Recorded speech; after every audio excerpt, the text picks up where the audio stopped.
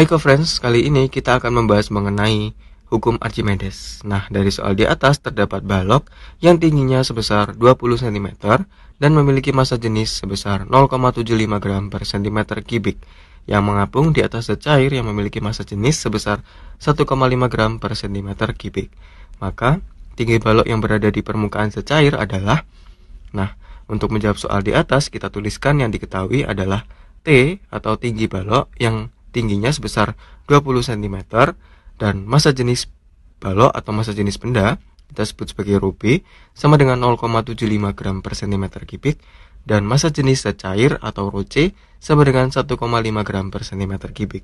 Dan yang ditanyakan dari soal ini adalah berapakah tinggi balok yang berada di permukaan zat cair, kita sebut sebagai T aksen, atau tinggi balok yang di atas permukaan zat cair ya. Oke. Lalu untuk menjawab soal ini kita menggunakan rumus persamaan hukum Archimedes, yaitu FH sama dengan W, yaitu gaya ke atas yang dialami benda sama dengan berat benda ke bawah.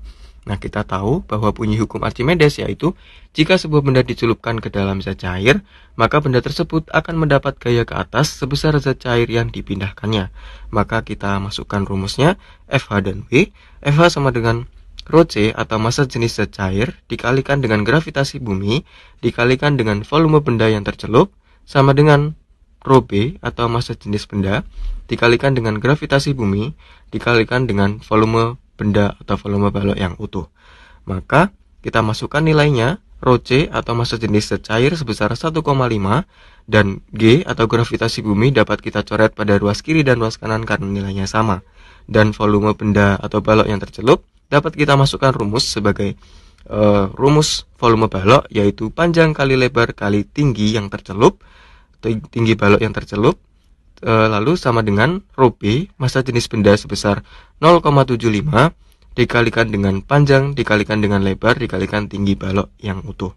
Lalu kita dapat coret panjang dan lebar pada balok di ruas kiri dan ruas kanan karena nilainya sama, dan yang tersisa adalah T tercelup.